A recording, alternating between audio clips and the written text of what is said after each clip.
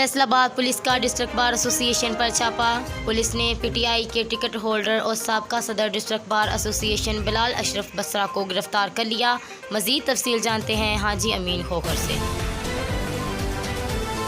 जी बिल्कुल, फैसलाबाद पुलिस ने पीटीआई के टिकट होल्डर और साबका सदर district bar association Bilal Ashraf Basra को गिरफ्तार कर लिया है।